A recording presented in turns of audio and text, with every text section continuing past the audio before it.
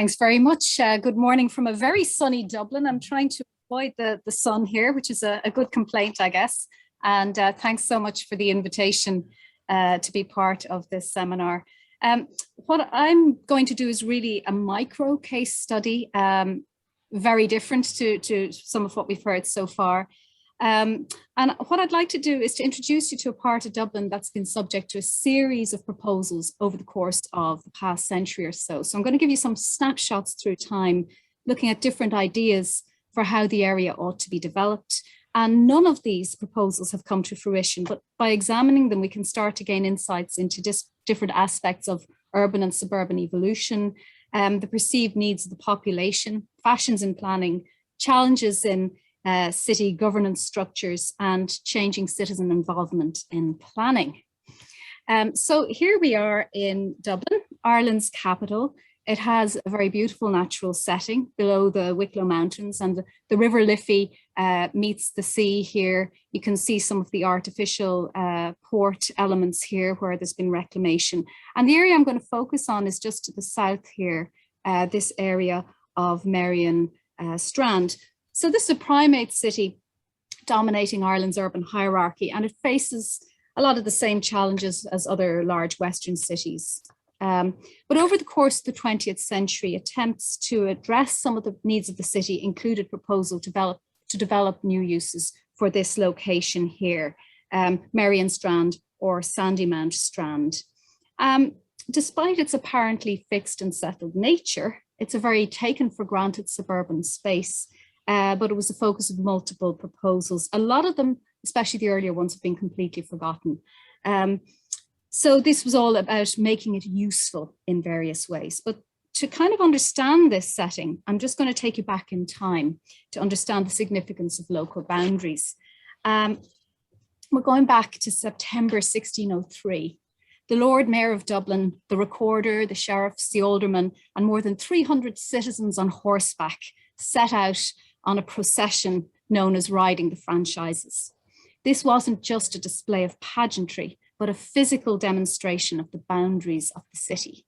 So at the mouth of the harbour, a trumpet sounded and one of the water bailiffs rowed out as far as possible eastwards into the sea. And then he cast a spear as far as he could. Where that spear landed marked the easternmost limits of the city's jurisdiction. You can see that this continues in the present day and with the casting of the spear. The procession then continued southwards along the Strand to Black Rock before turning westwards. So no one witnessing this sight could have been left in any doubt whatsoever as to the limits of the city. So the edges of Dublin Bay and the Strand at Merrion were clearly identified as the easternmost limits of the urban area that was within the jurisdiction of the city's corporation. So this location is physically close to the city, but it's peripheral in terms of land use and in terms of accessibility. But it's been the focus of a number of ambitious proposals. Despite the efforts of the city corporation to mark its territory, as I've described, the Bay has also been the ongoing point of dispute for two different rival concerns, two competing authorities: the Dublin Port Company as it is today, previously the Port and Docks Board, and the aforementioned corporation. So the road south from the city along the coast, Merrion Strand, very fine sea views, it attracted high-class suburban development from the late 18th century onwards. It became also a popular location for sea bathing. It's very attractive, close to the city, was connected by rail and by a tramway system, as you can see here, but it was administered by a separate suburban local authority, township. There was bathing infrastructure provided in various guises over the years. Here we can see a pier which catered to the better off with class segregated swimming facilities and refreshments, and various regimental bands would play on the pier. So all this continued really until the early 20th century, when we have the first proposal to reclaim the Strand. Just going to shut the window here because there's a lot of noise. Apologies. So this came during the First World War, at a time when Dublin was facing a very serious and deteriorating slum crisis, and ideas of modern town planning appeared to offer a solution. So in 1914, the Dublin town planning competition was initiated. The winning entry was by Patrick Abercrombie, not yet Leaver professor in Liverpool, along with Sidney and Arthur Kelly. Because of wartime conditions, the judging was delayed and the plan wasn't published until 1922, hence the confusion in the dates. And this was called Dublin of the Future, a New Town Plan. It never had any official status, and yet because it was the only plan in existence, it was very influential. Now, the competition had sought proposals for low density garden suburb style housing at 12 houses to the acre. So naturally, that's what Abercrombie offered. He believed that suburban housing with adequate transit was the essence of the solution of the housing difficulty. And what this map shows, the yellow area, is the area that he proposed should be reclaimed from the sea along here, along the Merrion Strand. This would be a later phase after schemes requiring immediate action and those to be completed in the next 10 years. So it was not given any great detail. It was just a sort of a notional idea of what might happen here. Immediately to the north, you can see he also allowed for the port area to be developed and extended further into the sea. Now, the suggestions in many ways are close to what actually happened in Dublin in the 20s, but some of the more expensive and showy aspects, including this reclamation of Merrion, were quickly forgotten. So all was quiet. The residents could continue to enjoy their sea views until the mid-1930s.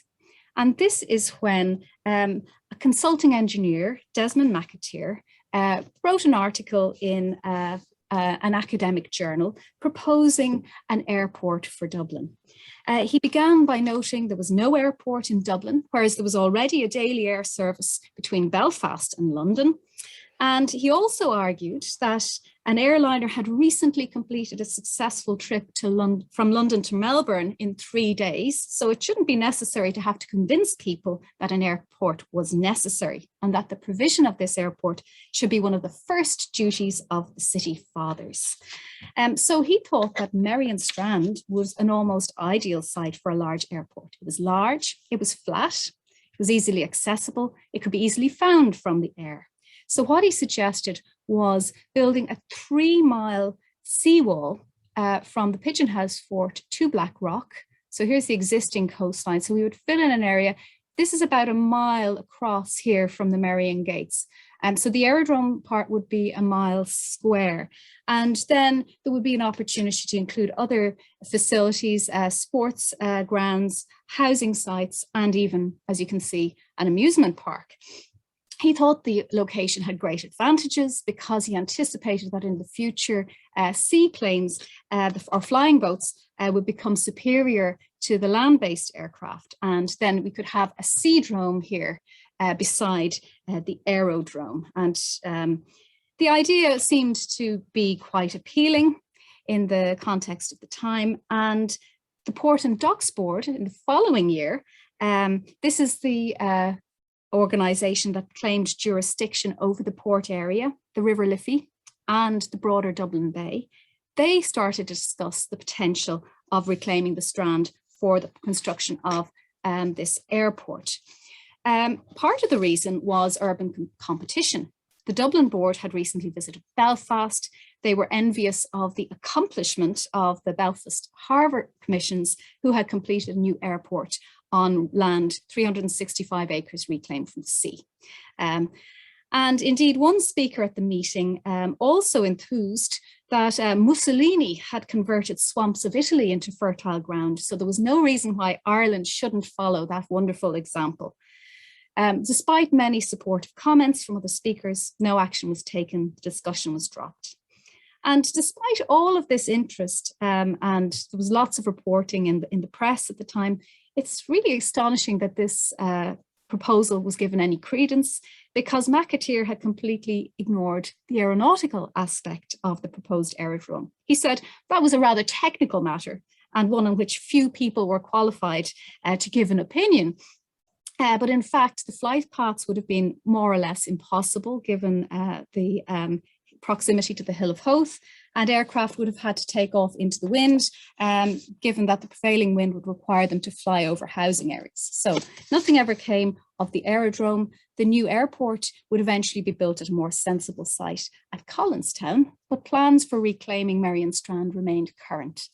And when finally Dublin got its first official plan, the reclamation of Merrion Strand appears in that document. So this is the first official modern town plan produced by consultants Sir Patrick Abercrombie, again, Sidney Kelly and Manning Robertson. It was given to Dublin Corporation in 1939, but it was only published in 41. So if you're familiar, I'm sure you are, with Abercrombie's other work, you won't be surprised that his plan included a green belt for Dublin. And alongside this, there had to be enough land for the city to grow in a sensible way and to respond to changing needs. And that was where he designated a land bank for future development.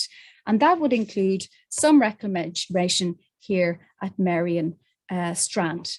So in the next image, I'm just going close up, we can see the initial area for reclamation, but then there's this dotted line for a proposed line of future reclamation behind a seawall, very similar to what McAteer had proposed. Two things about this. It's initially a land bank, but eventually the idea was that there would be housing development here at 30 houses to the acre. So high, much higher density than the original garden suburb that he had proposed in Dublin of the future. The plan received very mixed responses and very few of its proposals were realised. So that brings us down to much more recent times. So we've seen that these early proposals for reclaiming the Strand emphasised its potential for housing and recreation, typical suburban activities, and in many ways an extension of existing uses. And they also emphasised the general debates of the day. So the 1422 plan was for a typical garden suburb. By the 40s, the focus was on having a land bank within a proposed greenbelt area. And in the interim, changing transportation infrastructure had been reflected in the idea of the aerodrome and seadrome for flying boats. But by the 60s and the early 70s, the focus of the discussion became increasingly polarised and somewhat more serious, I guess, with proposals emphasising increasingly industrial land uses on the one side and potential nature reserves on the other. So the new era began as the changing nature of shipping activities led the Port and Docks Board to more aggressively reclaim land from the sea. So initially a direct extension of the existing port area, it wouldn't be long before it started to turn its attention southward to the Strand. And the proposals were much more industrial, but also with some high-rise housing in the mix. And the idea is becoming more and more different from the existing suburban uses in the area, also bred a significant degree of resistance. But what's intriguing is that because of the governance structure of the city, it became clear that the Port and Docks Board could transform a large portion of the city with very little input from the elected representatives of Dublin Corporation or any of the other local authorities.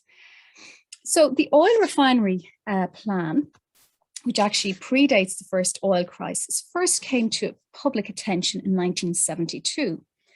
The Dublin Bay Preservation Association broke the news, saying that there had been secret talks underway between the Port and Docks Board and a mysterious conglomerate, French-Irish consortium of some sort.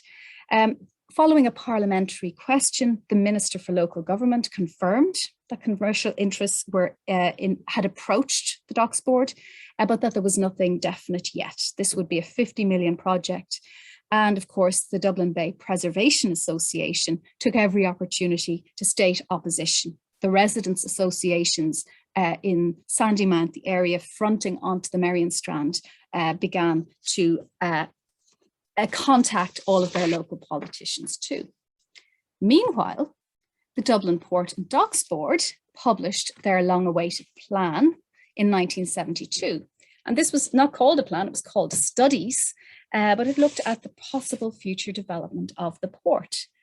The green represents the existing port at that time, but all of the area that's coloured here represents reclamation that the Port and Docks Board intended to do, basically filling in most of the bay. most of it being used for port activities, marked in blue, with high-rise housing to the south. So there would be over 1,700 acres in the south, which includes our Merrion Strand area, but much, much more extensive, as well as areas 550 acres on the north side. As you can imagine, reaction was swift and angry, and these studies became a battleground for the next decade or more. So what we see is opposition from lobby groups and political parties, with the future of Dublin Bay finally becoming a live political and social topic. There were calls for public inquiries and even a cross-party parliamentary group of representatives, local representatives from the area affected. At the same time, however, that the Port and Docks Board was proposing this reclamation, we also see a threat from motorway plan. So the era of traffic planning consultants was upon us. There was envisaging of road building on a massive scale. And in Dublin, this was the Dublin Transportation Study of 1971, which included proposals for 70 miles of motorway. And the most crucial element was the so-called Eastern Bypass. So the recommendation was to link along our famous Merrion Strand, because that would avoid impacting the city centre, historic areas. It would avoid the leafy embassy belt, and it was undeveloped land, because now there were all sorts of suggestions in the air. It seemed more feasible that this could now be used as a motorway. With the benefit of hindsight, it seems remarkable that any agency thought it could get away with this. The residents of Sandymount were already now up in arms about various proposals for the neighbourhood and were well resourced. This was a wealthy suburban area, so they had a lot of money and political influence. So to cut a long story short, a very long story short, opposition was led by local residents. The corporation, the city authorities, actually fell into line with the transportation study, but to the south, the Dunleary Corporation voted against including their segment of road from their development plan, which effectively stalled the motorway because it couldn't go anywhere. So this was a very public manifestation of the problems of fractured governance in the city and suburbs. Given the threat posed by the refinery, another long story which we don't have time for today, and the fact that Dublin Port and Docks Board effectively could control the bay and reclaim land almost at will, the corporation, together with the other local authorities, decided that the only thing for it was to attempt to create an amenity order for the bay, which would stymie the Port and Docks Board. So this wasn't necessarily done out of any particular environmental interest, but as a way of preventing the Port and Docks Board from getting its own way. This also took a very lengthy period of time, again, because of complex political processes. And it wasn't until 1981 that the first section of the bay became a biosphere reserve, a UNESCO biosphere reserve, that was eventually extended not until 2015 to cover all of Dublin Bay. So I'm conscious of time here. Suffice it to say that discussions over the use of this location continue to be controversial. The Eastern Bypass has been scrapped and reinstated on multiple occasions. It's still in the ether, despite the fact that rising sea levels will likely flood much of this area by mid-century.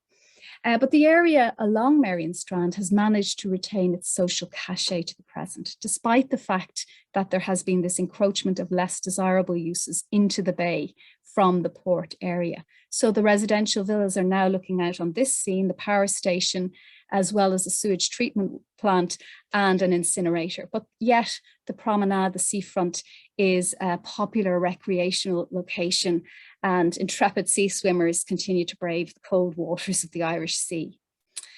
We've seen some of the earliest largely forgotten plans to reclaim this part of Dublin Bay and make it useful in various ways, from a garden suburb to an aerodrome to more high density housing and eventually an oil refinery. But This is an ambiguous location. It's both close to the centre and yet peripheral. It's literally marginal, and its stories hold up a mirror to changing expectations of the utility of the suburbs and how these locations might service the greater urban area. So over time, changing fashions in urban planning have been reflected in proposals for various forms of housing and transportation infrastructure. But a jumbled jurisdictional status, with different bodies laying claim to location and having different responsibilities for it, has at times caused frustration, but has also probably saved it from the worst excesses of development. The greater degree of public engagement and empowerment in the planning process through time is also very evident in the outcome of more recent proposals. Whether this is just another manifestation of suburban NIMBYism or a real concern for the environment and amenity for all remains, however, a moot point. So thank you very much. Excellent, Ruth. Perfect timing, actually. So superb.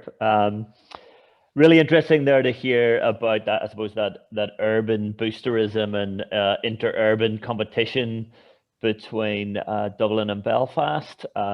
Interesting also to see that Abercrombie's fingerprints are all over Dublin.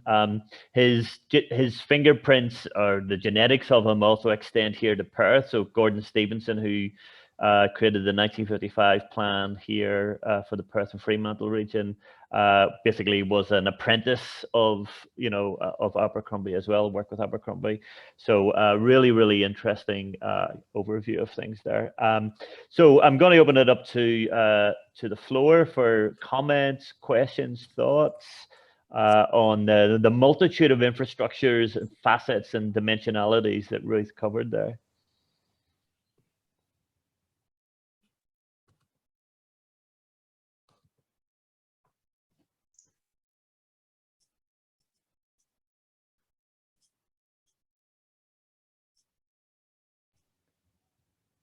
Andre, it looks like you're trying to ask a question. Is that correct?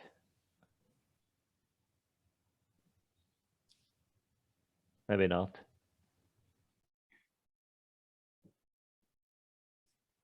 Nicholas is trying to ask a question. Okay. Nick, so you've got a virtual and a real hand. Okay, that's both. Okay, that's a good way to finish things. Yeah, if you don't succeed, try a different method. Hey, thanks, Ruth. I just wanted to pick up, it's really a comment again, that last, I think one of the last comments you made there about one purpose or one perspective on the suburbs as places or spaces that essentially serve the needs of the city. And yet, of course, that calls forth exactly some of the grand plans and schemes and huge capital investments, potentially. So there's a kind of interesting tension or paradox there, isn't there? That one thing actually generates a centrality out of being sort of subservient to another center. You actually end up potentially, generating a new centrality. But it's more of a comment than a question, really. I don't know if you'd agree with it, but I sort of read some of that coming from what you said, and I'll make passing comment as well on the Abercrombie bit. I mean, the other thing that flashed through my head, again, another comment was, normally I usually get a dig in when I'm teaching in the first year, that architects will say that they're intensely interested in context, but of course they'll build exactly the same style building wherever it is, people like Calatrava, etc. But then I was thinking, but planners are not like that. We're always sensitive to context, but no, it's the same sort of suite of the same things that are rolled out in any particular, national or urban context. So we're no better than the architects, are we?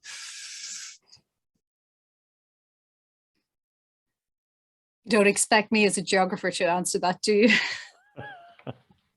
You can enjoy obviously critiquing both, can't you? Then you can stay out of it.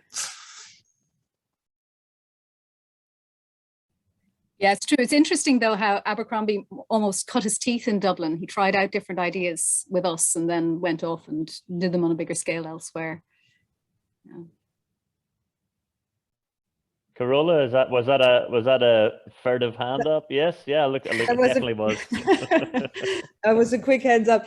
I I'm going beyond your talk because I'm really interested in how you would assess what the Dublin Port Authority is now doing with archives and really trying to connect.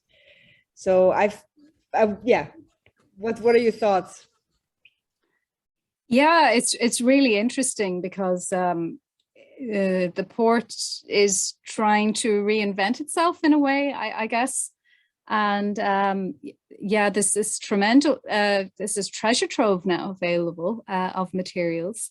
And this idea that we're going to respect our industrial past and yada, yada, we've heard that all before.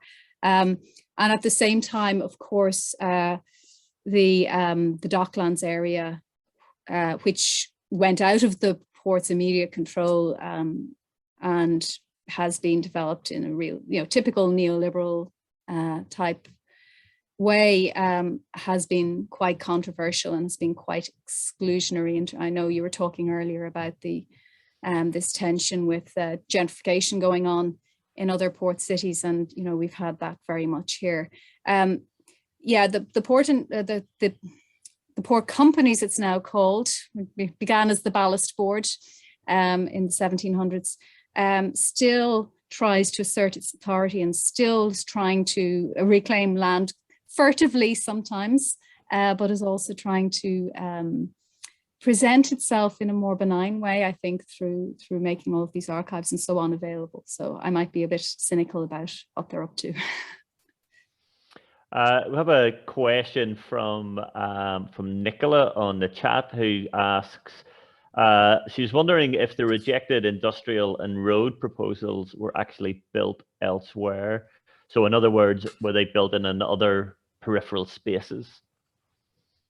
Yeah, that's a really good question, Nicola. Well, the oil refinery was never built. There's only one oil refinery in the country. Yeah, and it's a strange one because although it's relatively recent times, it's pretty much been forgotten about. Given that it was so controversial at the time. It's only when I started digging and I realized, gosh, this was a really big deal at the time, and it was taken very seriously, I suppose, given the crises, the oil crises of the 70s, and it rumbled on for quite a number of years. But no, the oil refinery and another one for a different type of a gas terminal, they never happened. The road proposals, no.